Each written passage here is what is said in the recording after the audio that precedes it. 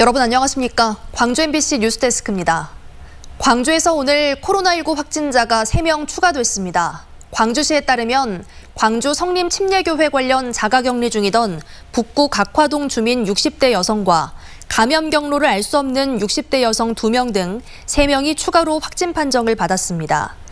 현재까지 누적 확진자는 408명이고 138명의 확진자가 입원 치료를 받고 있습니다.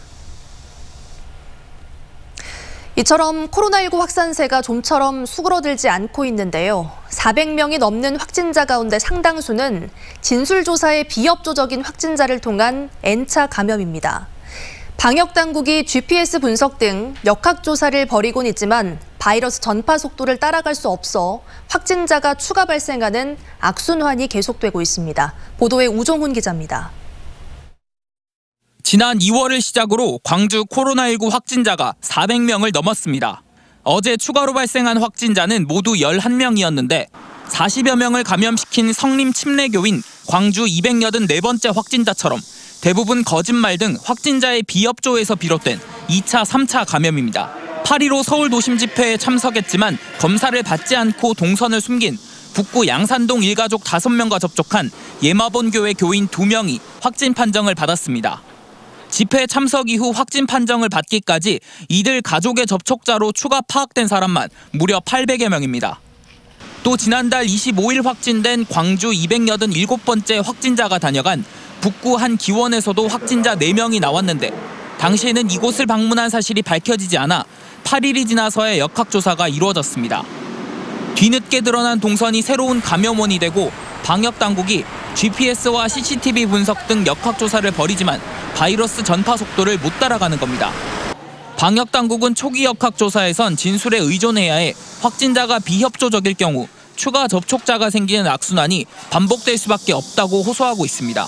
저희들이 최대한 GPS, 그다음에 경찰과 협조해서 그쪽 접촉자들이라든지 주변 사람들에게 의견을 듣는 방식으로 어디서 누구에게 바이러스가 전파되고 있을지 모르는 상황이어서 주말을 앞둔 지역에는 조용한 전파에 대한 긴장감이 높아지고 있습니다. MBC 뉴스 우종훈입니다. 구내식당에서 함께 점심을 먹은 삼성전자 광주공장 직원들이 집단으로 식중독 증세를 보였습니다. 일부는 코로나19와 비슷한 증상을 호소해 검사를 받았는데 다행히 지금까지는 음성으로 확인되고 있습니다. 이다현 기자가 취재했습니다. 삼성전자 광주공장 직원들이 식중독 의심 증상을 보이기 시작한 건 어제 오후 4시쯤. 공장 구내식당에서 점심 식사를 했던 61명이 설사와 두드러기, 메스꺼움 등의 증상을 한꺼번에 호소했습니다. 저희들도 좀 역학조사를 보건환경 연구에서 어제 밤에 이렇게까지 해가지고 의뢰해놨습니다. 삼성전자 광주 1, 2, 3공장의 구내식당에서 점심을 먹은 직원들은 모두 2,800여 명. 일식과 중식, 한식 등 여러 메뉴 가운데 특정 음식을 먹은 직원들 사이에서 식중독 의심 환자가 나온 것으로 보건당국은 파악하고 있습니다. 제가 알기로는 특별히 많은 문제는 없는 것 같은데. 특히 일부는 설사와 복통 등 코로나19와 유사한 증상을 호소하고 있어 보건당국은 만일의 상황에 대비해 오늘 코로나19 진단검사까지 진행했습니다. 이제 전형적인 식중독 양삭입니다. 근데 일부에서는 또 우리 코로나 환자들의 증상 중에 설사라든가 복통을 호소하는 분도 일부 있기 때문에 다행히 어젯밤 코로나19 검사를 실시한 직원은 음성으로 확인됐고 오늘 실시한 검사 결과는 내일쯤 나올 것으로 예상됩니다. 또 정확한 식중독 원인을 밝히는 데는 엿새 정도 걸릴 것으로 보입니다. 삼성전자 광주공장 측은 보건당국의 조사 결과에 따라 구체적인 대응 방안을 마련할 계획입니다. MBC 뉴스 이다현입니다. 우려했던 일이 현실화됐습니다. 의대 정원을 늘리는 내용이 담긴 정부의 공공의료 체계 확대 계획이 원점으로 돌아가면서 전남권의 의대 신설 문제는 더욱 불투명해졌습니다. 보도에 양현승 기자입니다. 전남의대 신설은 실현 가능성을 가늠하기 어렵게 됐습니다. 강력한 의지를 보였던 정부 여당이 의사 파업에 밀려 의료정책 논의를 중단하기로 한 겁니다. 민주당은 의사협회와의 협약을 통해 의대 정원 확대와 공공의대 신설 등 의료정책을 원점에서 논의하기로 했습니다. 의대 정원 확대, 공공의대 신설 추진을 중단하고 코로나19 안정화 이후 모든 가능성을 열어놓고 협의체를 통해 대한의사협회와 이 문제를 협의해 나가기로 했습니다. 매년 400명씩 10년간 증원, 400명 중 300명은 지역의사 선발 등 구체성을 띈 의료 정책이 멈춘 사이 의료 취약지 의대 신설 문제는 거론조차 되지 않았습니다. 전남에서는 의대 신설을 기정사실로 받아들여 왔지만 실상은 세부 추진 일정 하나 정해지지 않은 채 기대감만 있었던 상태였습니다. 더욱이 코로나19 확산이 안정화될 때까지 의료정책 논의를 중단한다는 애매한 단서까지 붙어 공공의료 강화는 한 치 앞도 내다보기 어렵게 됐습니다. 김영록 지사는 긴급 호소문을 통해 향후 의정협의체 논의 과정에서 전남 지역 의대 신설이 꼭 포함될 수 있도록 해달라고 요구했지만 정부와 의협이 수용할지는 미지수입니다. 동서부권에 각각 의대와 대학병원을 설립해달라는 전라남도의 전략은 수정이 불가피할 것으로 보입니다. MBC 뉴스 양혜승입니다. 태풍이 지나간 뒤 더위의 기세도 한풀 꺾였습니다. 선선해진 공기와 높아진 하늘을 보면 가을이 다가오는 걸 느낄 수 있는데요. 하지만 또 다른 태풍이 예보돼 있어 대비하셔야겠습니다. 이다솔 캐스터가 전해드립니다. 언제 비바람이 몰아쳤냐는 듯 쾌청한 가을 하늘이 드러났습니다. 한낮은 가을볕이 뜨겁게 내리쬐긴 했지만 아침 저녁으로는 선선한 바람이 불어들며 피부에 닿는 공기가 한결 부드러워졌습니다. 아침마다 운동을 체험회를 쭉 하는데 날씨가 많이 시원해지고 선선해졌어요. 그래서 가을이 다가온 것 같은 느낌이 든다고. 너무 기분이 좋더라고요, 아침에 운동하는. 실제 기온 자료를 살펴보면 지난 월요일까지만 해도 밤사이 열대야가 나타났고 낮 기온 32도로 폭염이 이어졌지만 태풍이 지나간 데다 9월 들어 한기가 밀려오면서 닷새 만인 오늘 아침 기온은 5도가량 낮아진 20도로 시작했습니다. 태풍이 지나고 찾아온 맑고 선선한 날씨가 참 반가운 하루였죠. 쾌청한 날씨도 잠깐입니다. 앞으로 다가올 태풍에 대한 대비를 해야 합니다.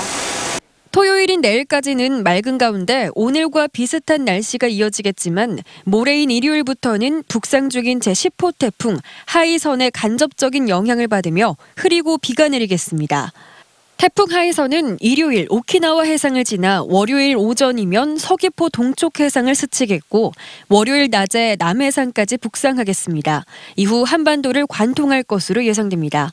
이번 태풍은 내륙을 가로질러 올라가기 때문에 광주 전남 지역도 태풍의 중심 가까이에 위치하며 영향을 크게 받을 가능성이 높습니다.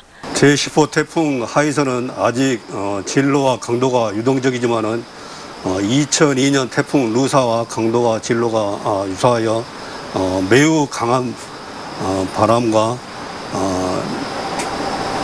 매우 많은 비가 올 것으로 예상됩니다. 현재 경로대로라면 광주 전남 지역은 월요일 낮 시간대에 태풍이 최근접하겠습니다. 완도는 월요일 낮 12시, 여수는 오후 1시, 광주는 오후 3시에 태풍이 가장 가까이 지날 것으로 예상됩니다.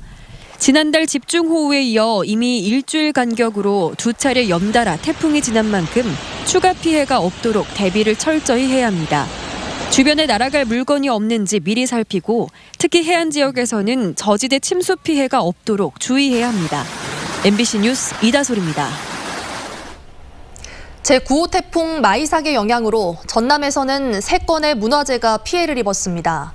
문화재청에 따르면 보성의 천연기념물 480호 팽나무숲과 화순의 천연기념물 303호 은행나무가 가지 등이 부러지는 피해가 났고 국가민속문화재 263호인 나주 남파고택에서는 담장 일부가 파손됐습니다.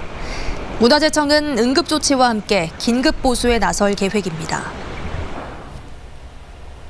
국선 변호사가 성폭력 피해자를 성추행했다는 신고가 접수돼 경찰이 수사에 나섰습니다. 광주 동부경찰서는 자신이 변호를 맡은 성폭력 사건 피해자를 성추행한 혐의로 국선 변호사 A씨를 입건했다고 밝혔습니다. A씨는 최근 자신의 사무실에서 의뢰인인 성폭력 사건 피해자에게 부적절한 신체 접촉을 한 혐의를 받고 있고 경찰은 증거물 분석 등을 통해 사실관계를 확인할 예정입니다. 광주시가 쿠팡과 새로 들어설 쿠팡 광주 물류센터에 지역민을 우선 고용하는 등의 내용을 담은 일자리 협약을 맺었습니다. 광주시는 오늘 쿠팡과 일자리 협약을 맺고 평동 산업단지에 들어설 5만 2천여 평 규모의 쿠팡 물류센터에 지역민을 우선 고용하고 지역 중소기업 물품 수요를 높이기로 했습니다. 2023년 완공 예정인 물류센터가 들어서면 2,000명 규모의 신규 일자리가 창출될 것으로 예상됩니다. 광주은행이 추석 명절을 앞두고 경영난을 겪고 있는 중소기업과 소상공인들에게 특별자금을 지원하기로 했습니다. 이번에 지원되는 자금은 다음 주 월요일부터 오는 11월 6일까지 노무비와 체불임금 지급, 원자재 구매 자금 등으로 사용할 수 있습니다. 신규 자금 대출은 업체당 20억 원 한도로 최대 0.5%포인트의 우대금리가 적용됩니다.